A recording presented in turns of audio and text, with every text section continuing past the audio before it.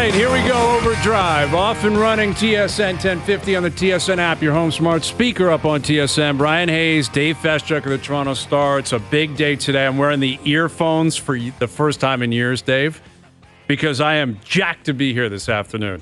Okay. And I forgot my work bag in the other car. I got you. So usually I bring different headphones, like really high end. I love the way they feel. It's all good, but I'm going with the stock old school. You love them. They look great, feel great. We are locked in because we have a lot to get into.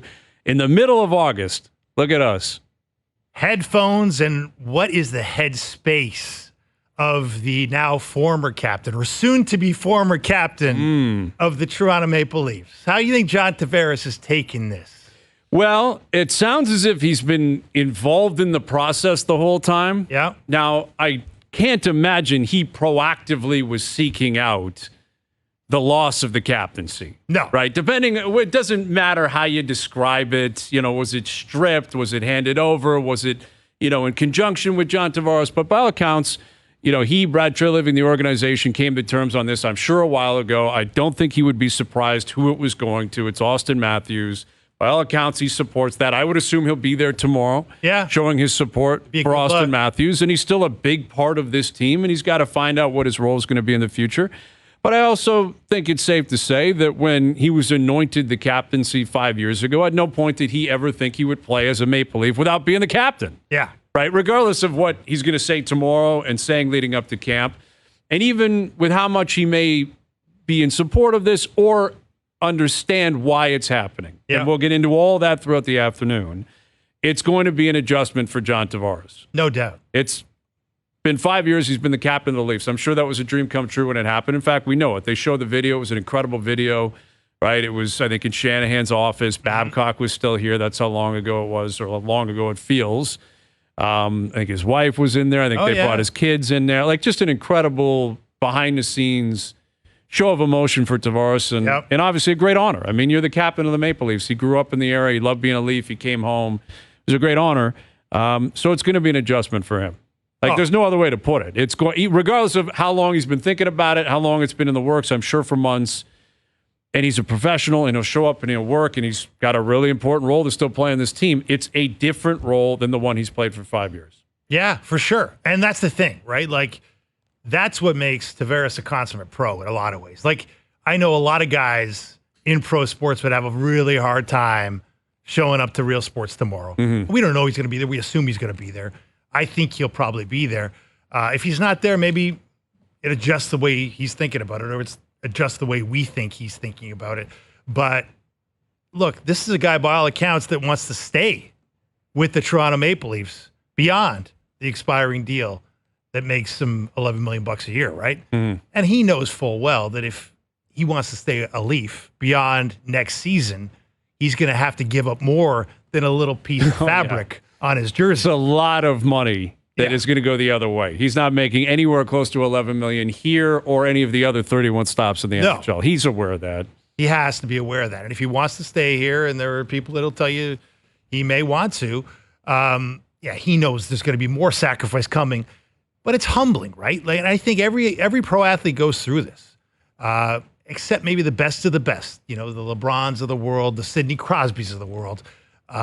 You go through the idea that, hey, this isn't the first time John Tavares has been humbled. This is a guy who was always a first-line player. Suddenly, at times this year, he was the third-line player. Mm-hmm. And that's an adjustment he's been going through this past season. This is a guy who has been the best player on his team for the majority of his life. Since he first strapped on skates, he was the best player on his team. Suddenly, these past handful of years, he's not that guy anymore. Mm-hmm. There's guys that have surpassed him. You could argue there's multiple guys that have surpassed him on the Maple Leafs. So it's another moment of humbling for John Tavares, and we'll see how it goes. But it's got to be tough. Yeah, I think that's fair. I mean, I think what John Tavares has done really since he arrived here has been a consummate professional and done basically everything they've asked of him to do. That's why we've talked about this topic the last few months, because there had been some whispers that maybe they were looking into it. Was it a possibility they were going to move off Tavares? And if they were, we knew where it was going. It was going to Matthews. I mean, that's the obvious choice, and we'll get to that momentarily. But I wasn't a believer that they had to do this necessarily, because I think the reason you get to this point, and they'll spin it as all it is about change. No, you made the decision because it hasn't worked. Right? This is not a scenario where Auston is like Connor Bedard and they had to wait until they got to the age of 20. Right? No. Matthews has been his teammate for 6 years. Auston's been in the league for 8 years. Right. This is not like Auston just matured overnight. Auston Matthews has been on par with him professionally, financially, all that kind of stuff for years, if not surpassed him for years. So this is not a scenario where, again, in Chicago, I would expect at some point, Nick Foligno or whatever goes, "Hey, Connor, you're ready. Here you go, man." Right. Like, but we've been waiting for you. Different thing. It's totally different. Auston's not 20. No. Auston's, in his mid-20s. He's been in the league for a long time. So it's a totally different scenario. And we all know, everyone understands, if they've had playoff success in the past, this isn't happening. You're right. Right? It's obviously because they decided we need to change something.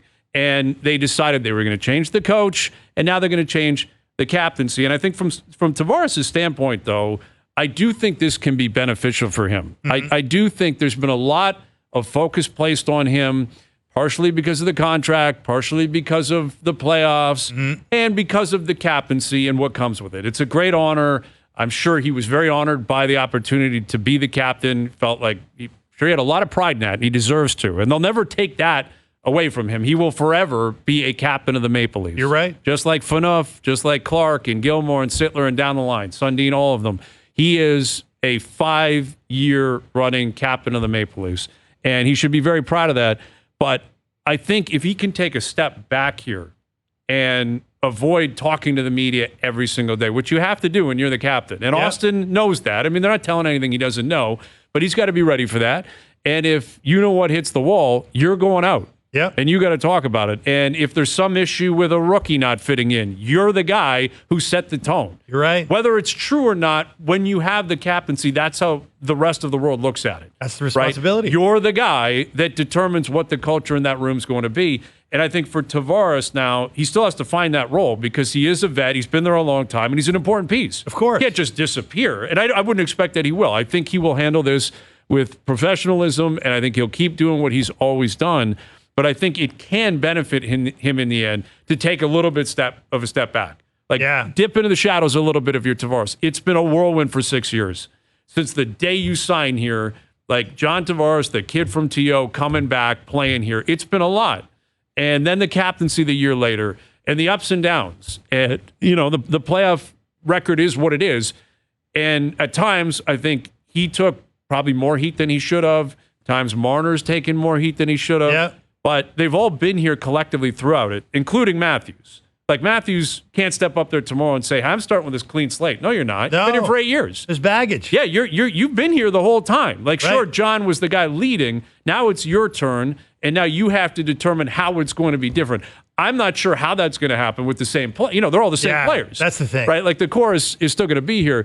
But in a vacuum, like, if you look at Matthews, this makes a lot of sense. Like, and I think a lot of Leaf fans will be reinvigorated by this. Some are apathetic to it all, and they'll just say, "Wake me up in the spring." I'm hearing a lot of that. A lot of Leaf fans will say, "Cool, good for you, but still, I want to see something change in the spring." But there will be a certain amount of Leaf fans that will look at this and say, "Okay, it is some sort of fresh air. It's a breath of fresh air. It's something a little bit different.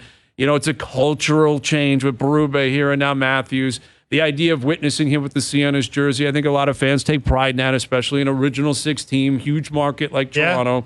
And now, and I know a lot of non-Leaf fans will goof on this idea. For sure. But every fan base around the league dreams of their team winning the Stanley Cup. Now you dream of him going to get the Cup. You're right. So if you're a Leaf fan, there is something behind that. And I think there will be people that will be excited for it. But it's been his team for years. He's been the leader. He's been the man. He's been the marquee guy. He's been a good ambassador for the city and the team. Everything I hear about Auston Matthews, he treats people well, really good with charity stuff, like fits the bill of the captaincy, and probably should have been named captain years ago. It didn't happen. Now he's here, and we'll see what he does with it. Well, look, I mean, you're right. In a lot of ways, this is 5 years late. Right. Everyone knows that we this all was know coming. 5 years ago, he would have been named captain, if not for a certain little incident in Scottsdale, Arizona. Right. Got himself in legal trouble. It came out before the announcement, and they turned left and went with Tavares at the time. And the club wondered, hey, can we trust this guy? Like, he did this. He had this little run-in May. We hear about it on Twitter in September. not exactly a guy we feel we can trust as our captain. So you know what? Let's shift gears. Let's go to a guy who's been a captain. Let's go to a guy who was a 6-year captain with the New York Islanders. Right? And you knew exactly what you're getting out of John Tavares. You knew there was no question marks about John Tavares. At that point, there was a question mark about Auston Matthews, and it cost him. Yeah. And he apologized for it, and he handled it well in the aftermath. And he's grown since then. Of course, he's a much different person, Yeah. as we all become as we move through life and through our 20s. But you're right. Like, for Tavares, captain of the Toronto Maple Leafs is a tough gig. I mean, it is. You know, like, let's not forget, you look through the history of it, you know, Boris Salming turned it down. Like, he didn't want it. He didn't want the gig. You know what I mean? Daryl Sittler had so much, you know, tough times with it. He cut the C off his sweater at one point, right? And just said, you know, take this. I don't want it anymore. This has happened. Like, it breaks people down. And I know that's a different era with different ownership, but it's still the same town. It's still the same rabid fan base that cares more about this team than any fan base cares about any NHL team. So there's pressure there, and maybe you're right. Maybe that alleviates some of that pressure off of Tavares. On the other hand, it puts pressure on Matthews, right? And I think that's for me, my main takeaway from this is, yeah, you could look at it as a coronation, 5 years in the making, 5 years late. You could look at it as a pat on the back for a guy that's done everything the Leafs have asked in the regular season. You know, the 3 Rocket Richards, the Ted Lindsay, the Hart, the Selke nomination, all great things. But it's a pat on the back, but I also think it's a bit of a kick in the butt to Auston Matthews from management, saying, hey, you've done a lot. We need more. Well, and I think that's totally reasonable. I think, you know, when you look at the way that this market has kind of approached Matthews since he arrived, always an element of nerves within this fan base that players aren't going to love it here, or it's going to be too hard, or the history is going to drag them down, or he's American and he's going to want to go home. That's always kind of hung over him. And also the way he's contractually handled things, right? 5-year deal, not 4-year deal. Never committed for 8. Yeah. Never said, hey, I'm not talking about this anymore. Don't ask me anymore.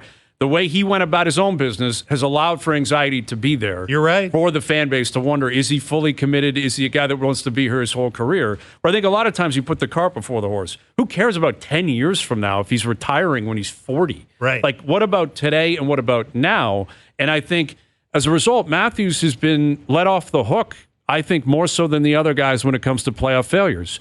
Where in pro sports, and this is not exclusive to hockey, every single sport, whoever the best player is, that guy's in line first to answer for why it went right or why it went wrong. LeBron James doesn't let Anthony Davis step out there when they lose in the playoffs. If the Kansas City Chiefs lose in the playoffs, they're not saying Mahomes isn't talking. You're right. You look at Mahomes first and say, what happened here? How did it get to that point? Brady, Derek Jeter back in the day with the Yankees. You can use any example from any sport around the world. Whoever is the best player is the guy. And that's Matthews. And I feel like he's been on par in terms of the reaction. It's like, well, John didn't do this, and Mitch was bad, and Willie looked lazy. And it's like, why is Auston on par or even behind some of the critique when you're the best player? Yeah. Like, if the Oilers crap out in the first round next year, McDavid's going to be the guy that's the face of that. He's going to have to answer for it. You got to answer for it. You're the best player. You have to have the highest expectations. You got to lead the charge. Right. And I do think there's an element of that symbolism from the team that I think is probably long overdue, because I think they've coddled these guys for way too long. Yep. It's always been keep them away, push them away, make sure they're safe, make sure this. And I hope what this indicates is you're the guy. Yeah. You're being paid for it. You've been here for 8 years. You've solidified your legacy in terms of everything you can do during the regular season.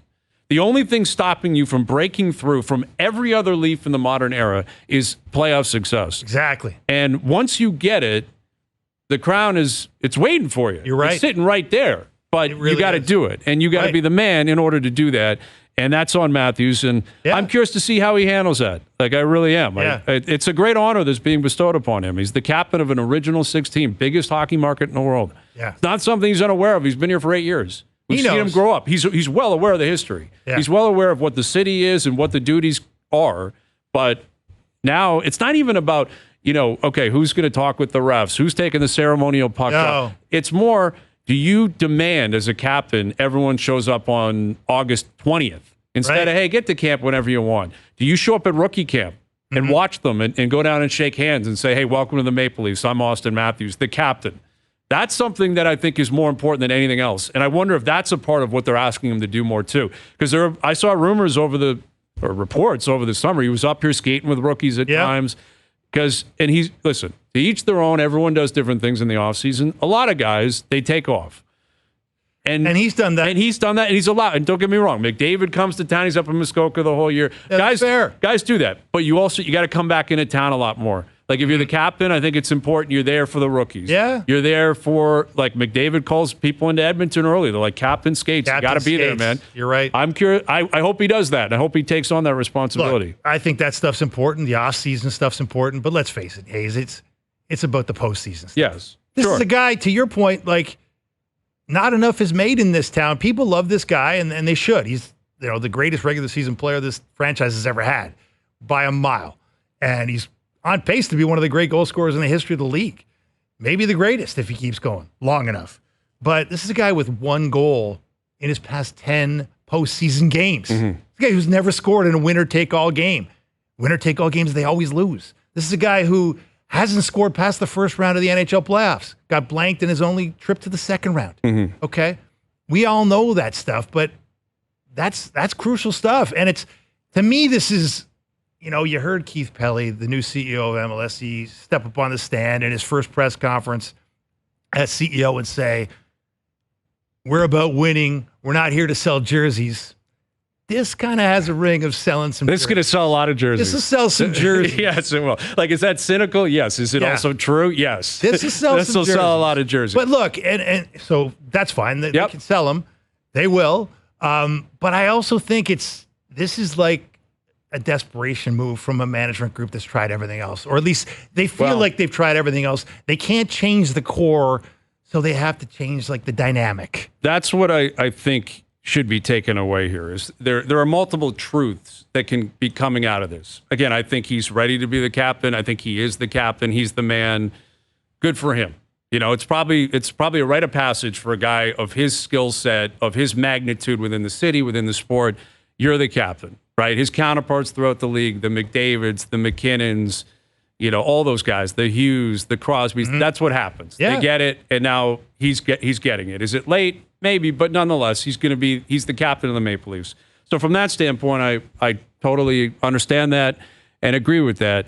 I also am not naive enough to believe that this is going to change the way like everything plays out on the ice because it is still the same players. And really the biggest change, because again, the Leafs, and they're exploring things, something had to give. They did change their coach and now they changed the captain. That's largely cultural change, but Berube will have an effect on how they play. You have to believe. He will. He'll have an effect on the way they play. Now, Sheldon Keefe was a really good coach, really good regular season coach. But Berube will come in, change some things. They will look different. They will operate different. They will sound different. No question. Being a coach is important, and they turn that role over. Yet, in the modern NHL, outside of like 3 or 4 guys, every team in the league changes their coach all over the like time. every 18 months. It's the easiest thing to do. Easiest thing to do. If you're not John Cooper or Rod Brindamore or Mike Sullivan, basically you're on the hot seat and you move up. But still, the Leafs played that card. They brought in Berube. I think that's a good hire. I'm curious to see what he brings. As for the captaincy change, again, it doesn't change the fact that nothing tangible is different here. Yeah. That it's still the core 4, and I'd add the core 5 if you include Riley. But if anything, what's changed is they're more expensive than they actually ever have been. Yeah. And that is something, I was thinking about it driving in today. I'm like, I don't think people realize Willie's going from 6.9 to 11.5 this year. I know. And Austin's going from 11.6 to 13.25. Highest paid player in the league. Highest paid player in the league. So they have 4 guys now making over $11 million. 4 now. So the core 4 and the structure and the cap system and the team building has been really at the forefront of the issue for a long time, because the core 4 have proven countless times over 6 years, collectively, they just can't do it. They can't drag them to the promised land. No. They've had every opportunity. They've played inferior competition. They've played superior competition. They've started on the road, at home, with fans, no fans, bubble, COVID, not. Right. They've done everything. They've tried everything. You've thrown everything at the wall. These 4 have proven collectively, they can't do it. No. And they're still here. The captaincies are changing. Maybe the A's are changing, and there's a different voice behind the bench and better defense, all that kind of stuff. I'm not taking anything away from all of that. But they've all been here. And they're still here, yet they're actually more expensive. Yeah. So I'm interested in the move. I think it's the right. I don't have an issue with the move. Go for it. Good for Auston. Give it a try. Yeah, absolutely. And I think if you're tree living in Shanahan, maybe you tried to make changes and you realized I couldn't. Or maybe you didn't really try to change the players and you decided to wait and hope to distract or hope to supply a different culture vibe. You knew what the answer was. When They've done that. Will you waive your no trade? You knew the answer was right. No. Tavares and Marner obviously wasn't going to happen. Or at this point, I think we can conclude it wasn't going to happen. It's not going to happen. So if that's the case, what else are they going to do? Coaching change, captaincy change. Yeah. And a couple new defensemen and a new goaltending tandem. Like that's what they've done, which is a fair amount of change. If you've won a lot, if you have a different history, but if you have the history that this team has and you come back with the same four forwards up front making more money, Morgan Riley being the fifth, who's the longest standing Leaf, making money, I think a lot of Leaf fans naturally are going to look at that and say, it's a different paint job, but it's the same car. It's exactly the same car. Yeah. Like it's exactly the same car. I guess the maddening thing, if you're a Leaf fan, is you're sitting here going, It's the same strategy. It's just keep the same core guys, mess around the edges, right? It's like paint job's a good way to put it. The paint job, it's maybe a little new spoiler on the some new wheels, back, some new chrome wheels, maybe the same engine. Maybe you're getting vintage defensemen in Tanev and Ekman Larson who were in their 30s. So it's some sort of vintage leather steering wheel cover, right? That's what you're looking at here. Like, there's nothing brand spanking new. There's nothing particularly exciting if you're a Leaf fan. Maybe Berube could be. I think exciting. Berube can represent that. I think a new coach, a new tone. Yeah. The way that he played, the way he coached, the way I think he's going to address the media, the team, the fan base. I think there's something certainly to that. And I'm not against the Tanev signing, the Ekman Larson signing. I'm curious on Stolarz and Wall. I think that's a gamble. Joseph Wall's proven that he's very injury prone and he's a young guy. Yeah. But when he has been healthy, he's looked really good. Stolarz, really good numbers as a backup. Now he's a tandem. Might have to start a little more. That's Bit your of a best gamble, road. but That's the best case. it's okay. Yeah, you weren't getting Hellebuck or Vasilevsky or something like that. No. So, okay, that's fine. Move on and see what you got. Better defense. I don't dispute that. I like it. But again, up front, it's still the four guys, and they're still making a lot of money. In fact, they're making even more money than they made in the past. So let's see what happens. Let's see what happens. Let's see what happens. Yeah, you can make the case. I remember Ken Dryden when he was the president of the Maple Leafs back in the day, and they were between captains. He made the case that some guys become captain, it's good for them. Some guys become captain. Doesn't work out. Not their thing. I wonder about Matthews. Do you think he would have been campaigning for this? Do you think him and his camp would have been saying, "Hey, why you got to explain to us why he's not the captain, or why I'm not the captain, or I think and how would they vet whether or not he can do it? I mean, you got to run it past him. Obviously, he's accepted it. Yeah, and he's taking it on. He better be prepared. I mean, he better be prepared. Look, look. They rightly assumed that he was going to be the captain 5 years ago. And he was. He was going to be the captain. He's been the man here for years. He's been the man here. They wanted to anoint him. That 2019, he had a pretty good, they lost again for the third straight year at that point to the Bruins. But he had a good series. He came off that series. He had 5 goals in that 7-game series. There was every reason to believe that they should just hand him the C and make him the man, right? And they gave it to Tavares. But, he hasn't exactly stepped up without the C. You know what I'm saying? Like he hasn't been the captain in waiting to my eye. That guy to me has always been Morgan Riley. The only guy in that room who's acted like a captain on a regular basis to me, and I'm in there a fair amount, is Morgan Riley. He's been... In which way? Like what do you see out of him that makes you say that?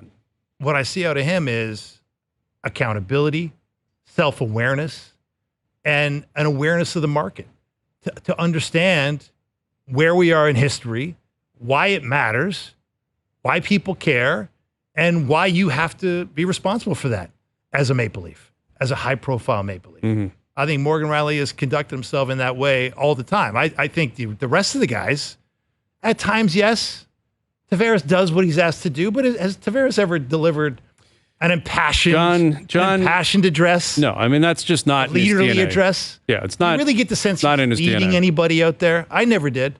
I think it was by more, example, yes. Right, by example. But not by the sort of like Mark Messier standard of.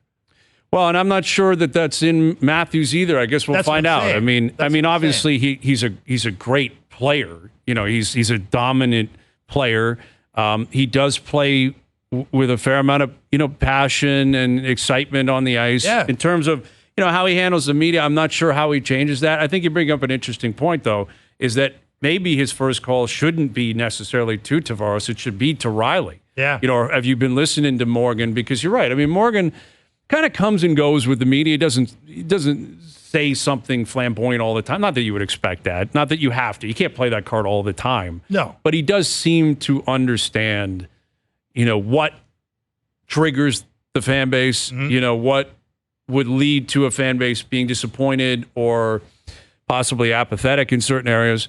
And I think that would be probably a smart play for Matthews to take on some of those personality traits, but you can only go so far with that. Can't be like you still have to be yourself. Yeah. And they've anointed him captain because of what they've seen out of him and what he represents, and they obviously have bestowed him with that honor, and he's got to write his own script. But I do think it would be in his best interest, I guess, from the outside looking in, as someone who's lived here my whole life and followed the team my whole life, do yourself that favor and step outside of the teleprompter and step outside of the script, or don't overthink to the point where you don't say something you really believe. Don't worry about whatever you think the reaction could be. Because I think what happens with the Leafs and the Leafs organization a lot is they overthink everything to the point where they actually they play the wrong card when they think they're playing the right card. Yeah. Because they think the safe card is the right card. And there are times where that is the case. There are times where you probably should just say, guys, give me a stock answer and get out of there. Let the dust settle. In fact, I would argue the way they've kind of handled the Marner situation, they haven't even said anything. They're just out. That's actually really smart PR. That's smart. Really smart. Just he's an important player. You love the guy. He loves being a Leaf. Let the summer play out. Show up to camp. Figure out how you're going to approach it in camp, and they got to figure that out. Yeah, they remove the heat. Right, remove the heat, and they do that very well. But at times they think, or I get the impression on the outside, you lose another playoff series, and their thought is diffuse the heat. No, attack the heat. Yeah. Leaf fans want you to attack the heat, attack the failure, and then attack the success. And that's my point. Like, attack both. When you think about the worst moments that they've had this past year, these series, let's just go 10 playoff games. Okay, the past 10 playoff games that Matthews played. Obviously, you played 5 against Boston, 5 against the Panthers, 1 goal. Okay. Like when they lost to the Panthers, they no-showed to game 3. Matthews, Marner, the whole group of them no-showed to game 3, got in a 3-0 hole. You didn't hear what you wanted to hear. It was a lot of, sometimes the puck goes in, sometimes the puck doesn't go in. Right. You know what I mean? No one wants to hear it wasn't like the stuff you should have heard from a really self-aware, accountable group and an accountable star. If you want Matthews to be that, it should have been. It's unacceptable. Right. I got to be better and be pissed off. Like how often do you hear that from McDavid? How often do you hear that from McKinnon? That's their go-to move when they lose a game and they don't score. Right? You rarely hear it in that locker room. Well, and McKinnon famously had that speech after his 8th year or 9th year where he's like, I've been in this league for 8 years. I haven't done anything. Yeah. And I'm sick of it. And the next year they went on to win the Stanley Cup. And I don't know if that speech was directly related to that, but it is an attitude that you said. And I've been saying that for years, that I find the organization as a whole, again, it gets back to what we were talking about, like trying to think through their plan and think through, their dialogue and how they're going to approach all these kind of overarching stories, including the Cup drought and just pursuing a Stanley Cup. It's just not a word. It's not a word that's a part of the lexicon around the Leafs. Yeah. And I would like to believe Matthews steps in tomorrow. You're the guy. You're the captain. The whole organization basically revolves around you. You're not going to get in trouble. Step up tomorrow and say it's a great honor, and I can't wait to win a Stanley Cup as the captain of the Maple Leafs. And that's the only thing that matters now. Yeah. I don't know if he'll do it, but I guarantee you if he does, that will ring out. Leaf fans will go crazy over a comment like that because they're dying to hear it. Yeah. That's all Leaf fans talk about. It's very acute issues here. Yes, there's a lot you can get into, cap stuff, who's going to be the third pairing defense, who's playing thirds. And Leaf fans love that, and hockey fans love it. And it's the beauty of being a fan. But when it comes to what the issues are with this team, it's very acute to playoff success.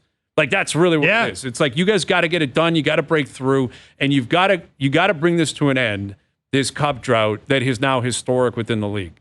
And now throughout sports, where every league around the world, when the list goes up, when was the last time a team won? Yeah. It's your logo. Exactly. Get rid of it. It's embarrassing for Leaf fans. I know you're trying and keep trying, but come out and just acknowledge that and just lay it out on the table. Yeah. Not about goals, assists. It's not about anything. We're here. We got to win a Stanley Cup. Well, that's say that. It. And I think that's and attack it. Look, he I'm sure he wanted this, but I think more importantly, management wanted this for him because they need more from him. They need more from Auston Matthews. And I know that's crazy to say when he gets 69 goals and the 3 Rocket Richards and the MVP and all the rest of that stuff. But we all know what's happened when the games have meant more. He has not been that same player. He has not been an MVP player. He has not been a Rocket Richard player. Mm-hmm. And he's got to be that if they're going to get where they want to get, paying him what they're paying him. He has to. Yeah. You have to. And it's as simple as that. And I think this is an acknowledgement of that. You know, this is an acknowledgement that, yeah, you deserve this, but we deserve more from you, from what we've given you. You're the highest paid player in the league. Yeah. And with great privilege comes great responsibility. Absolutely. So Auston Matthews will be announced as the new captain of the Maple Leafs tomorrow. We'll be all over it throughout this afternoon. The O-Dog's coming up again today. The O-Dog wants in. All right. He'll join us at 5. Bruce Boudreau coming up today. Offer sheets in the NHL. We'll talk about that as well. Jay's back in action tonight. Overdrive continues. TSN 1050 and on the TSN app. Overdrive continues, brought to you by FanDuel, bringing you everything from the opening line of the final score. Brian Hayes, Dave Feschuk get to confirm or deny in about an hour or so. The O-Dog coming up today. He wanted to come on yesterday and talk about that Matt Kuchar story, too, where Kuch made everyone come back to the course so he could hit a hybrid, a wedge, and a 2-foot putt and leave. Yeah. Wasn't that something? It's just so Matt Kuchar with the fake smile afterwards. And I don't know. I think it was a little bit deeper because I think he was bent out of shape by the pace of play. Bingo. And, you know, he was looking at it like, what are we doing out here? Why aren't you rushing the other guys in front to make sure they move a little bit faster? Aaron Ray's taking 2 minutes over every shot. Took forever. Now, he ended up winning. He won. But still, it was ridiculous, his pace. But those of us who hate slow play always hate when the guys that play slow win. Exactly. Because it just encourages the rest of them. They're all going to do it. Oh, he's got a 2-minute routine before every iron shot. I should do that too. Exactly. Yeah. Like, it is ridiculous how slow he's playing. And it's no consideration for the fact that everyone wants to leave. And I think Kuchar ideally would have left. But even with that bitterness, it's still not worth the protest of having to come back the next day, hit 3 shots. What I found hysterical is it sounds like he went through a full range session. Oh, yeah. Like he was hitting drivers on the range. Yep. And he never hit a driver. He had 3 shots to hit, then he left. Exactly. He was on the course for like 12 minutes and went home. Well, the funniest thing is in terms of this being like the classic example of country club entitlement. Right. That, of course, Matt Kuchar has well earned with his, cheapskate gate down in Mexico where he paid his caddy, 1/10 of what he probably should have paid him. Maybe even less than 1/10. I think 1/20 of what he should have paid him when he won, way back when. But yeah, and then he gets to his ball, and what does he do in classic PGA Tour fashion? He gets a rules official over and asks for a drop because the TV tower, 200 yards up the fairway, is somehow in his way. Right. Classic ridiculous drop. That was another thing, because I was online, people were like, wait a minute, when I turned it off, he was in the trees. He was in the rough and in the trees, and then suddenly he's in the opposite fairway with a great angle. With a great angle of the pin. Right. And he bangs it off the pin. And exactly. He ends up parring instead of bogeying, makes a lot of money, and then he comes out with this kind of bogus explanation, puts up the fake smile. So the O-Dog will join us on that and more, including on the news of the day. I guess yesterday it broke right after the show. I wasn't on, but I didn't miss this show yesterday. I didn't miss this news item yesterday, because I think Darren Dreger tweeted this out around 6:55. I was going to say it was just after. I just saw it as we were going off the air. Yeah. You were not here. I was here, and I just saw it, and I thought, wow, what are the odds? That close to me missing another massive news item. But I'm here today, and Matthews will be unveiled as the 26th captain in franchise history. And I'm curious who else will be down there tomorrow. Like, will Wendell be down there? Will Gilmore? Like, a lot of times they try to build this up because it really, you got to play on the fact that it's an honor to be the captain of the Maple Leafs. Yeah, join the club. You're Welcome joining to this the incredible club. Exactly. And one of your teammates actually happens to be a member in John Tavares. And I'm curious to see if he's there tomorrow. I think he probably will be. I don't know for there's sure. An expectation he will. I think he probably will be. I think it's probably in his best interest because the future of John Tavares is linked to all of this as well. Like, what happens with the core four moving forward? Because every year we hear the same thing. If it doesn't work, they're like, everything's on the table, core four returns. Everything's on the table, core four returns. This year, there were a lot of people out there. I was not one of them, convinced change was coming. And I said at the time, I'm like, I'll believe it when I see it. Yeah. And it has not happened from a tangible perspective in terms of actual players leaving the franchise. Well, exactly. Different captain, different coach. But if this year somehow goes awry, I would think it would be Tavares, possibly Marner, that will pay the price and be possibly shown the door, and they will move in a different direction, which they'll leads be free agents. They'll be free agents, and which also allows the team to make decisions that you don't want to bring the guys back. Mm-hmm. But it's not all. It takes two to tango in terms of whether or not you want the relationship to continue. I think Marner's more complicated because where he is in his career, but it's an interesting paradox for Tavares, where obviously he's had to accept the change.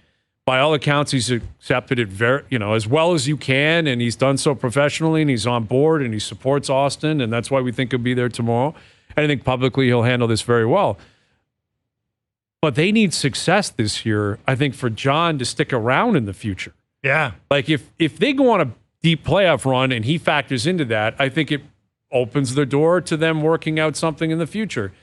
If it falls flat, they have a poor regular season, or they get to the playoffs and they're out in the first round, they've already laid the framework now for kind of moving off the Tavares era.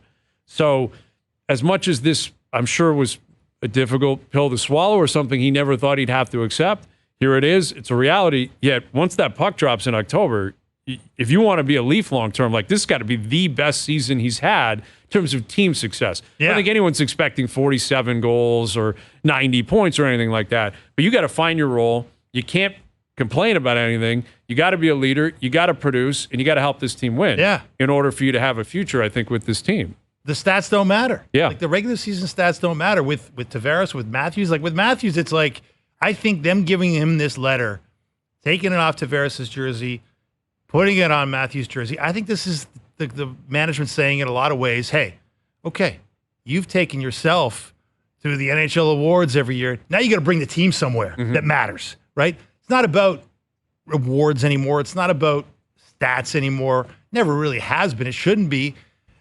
Those things can come with success, don't get me wrong, but this is about needing more when it matters from your best player. And it's players plural. Like, you need more from Marner when it matters. You need more from Tavares when it matters. And I think they're hoping, and it may be faint hope, because all these guys have been here year after year. They've been on the ice. They've been in the room. They've all had a chance to step up and be leaders. They've all had a chance to put their imprint on big games. They've mostly failed again and again and again. So, yeah, they want more from Matthews. I think they hope by osmosis they'll get more from the rest of the guys. Mm-hmm. But it's embroidery. It's fabric on a sweater. I don't know how much it can actually have an effect. Either. I mean, a lot of former players, current players have said that. Like, there's a variety of captains within the room. And I think this was probably an example, even though Tavares was the captain, Matthews was the captain anyway. Right. So he was the captain going into the Boston series last year, going into the Tampa and Florida series the year before that. So now, yes, he has the C on his jersey, and there's more responsibility that comes with that, I think, off the ice. But on the ice, you're still the man. You're still expected to perform the way that you have in the past. If anything, maybe it puts a little bit more external pressure on him. Maybe it affects the way he handles his business on the ice, I'm not sure. Like, I can't imagine he turns into a guy who's going to fight overnight because he's got the C. I don't think that's going to happen. But it is, more of a focal point on who he is and what he's been throughout his time here in Toronto. And again, like we said earlier this hour, if he wants to finish off the legacy, it clearly has to be that playoff success. And, we're not going to know that for another 7 or 8 months. Yeah. And that's the reality. These are all interesting talking points, and it's intriguing drama that comes with every franchise, especially the Leafs. It really is. It's a soap opera a lot of times, and this is another episode of that. Not that it's a negative one, but it is an episode where there's a lot of different things you can dig into here. But ultimately, it's going to really be determined in terms of the success rate of this based on what he does individually and what the team does in the playoffs. Let's be honest here. Like, we talk about big year for Tavares into contract year. Big year for Marner, same thing, expiring deal. Big year for the guy at the top of the food chain in Brendan Shanahan, right? He's going into his 11th year. He had 11 years of contract guarantees, and they make these deals in secret. We don't know. He may have an extension for all we know. I can't imagine anybody in their right mind would give him an extension. And I think Keith probably is a pretty smart guy, the new CEO. So contract year for the president. There's a lot of that. Hockey operations. Right. And it feels like a desperation move, but Hail Marys can work, right? Yeah. If it's a desperation move until it works, it's a desperation move until something clicks. And it's a bad move if John Tavares takes it badly, doesn't perform, and Auston Matthews wilts under the pressure. Yeah. I mean, I think the more likely gamble is the Tavares reaction to it, and how he handles this and how he plays under the lights, making $11 million, still being a prominent part of this program. Matthews, you've heard from captains in the past who have said, hey, it's, it did change. It altered the way I had to approach things. But he's been living under that spotlight since he got here. Yeah. Like, for 8 years, he's been the guy. Yes, they've protected him a little bit in terms of how much he's had to speak, or maybe certain events he's had to go to, or whatever it is. And those will probably be forced upon him more. They should be. I mean, that's just the responsibility of being the captain. You have to speak every day. Like, you have to. Sure, you can take the odd day off. Of course you can. But for the most part, you have to. But I think he's aware of that. He basically speaks all the time anyway. He's always being asked. He knows how to handle it. He's familiar with every member of the media there that is in the scrum every single day. So it's all something that he's been building towards anyway. I don't think it's likely it affects him negatively or drags him down in any capacity. I think the bigger question is how Tavares handles this once he gets going with the season.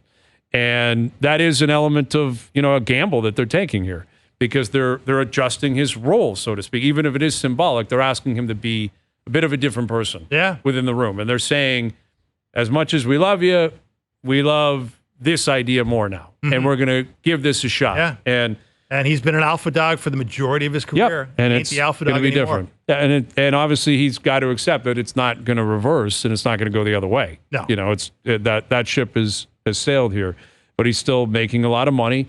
And in the modern NHL, a lot of it is a math equation, and the numbers have to work. And he's got to give them as close to $11 million worth of production as the captain or not. That's right. It doesn't matter what you have on your jersey. You got to supply as much production and get as close to $11 million worth of it as possible for this team to have a shot. Preferably in the playoffs. All right, the O-Dog, Jeff O'Neill, in about 15 minutes. Confirm and deny at 5:30. Overdrive continues. TSN 1050 and on TSN 4. All right, the O-Dog coming up. Bruce Boudreau later this afternoon.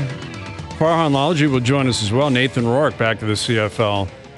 He tried it. He tried everything he could. I mean, I don't think he really was given an opportunity. That's the thing. During the camps, I mean, he was jumping around multiple camps. He'd show up, they'd give him like 48 hours and move on. Give him a couple reps with the fourth string guys. Yeah, I mean, nothing. It's tough to really show what you can do under those circumstances. Like, I'm not sure why Atlanta even picked him up. I don't know. What was the purpose to release him like 2 days later? It makes you wonder. Like, these are incredible operations with, like, we just see the Cowboys just got valued at $10 billion. The average franchise is worth something like $5 billion. And they got these weird kind of habits when it comes to scouting the most important position.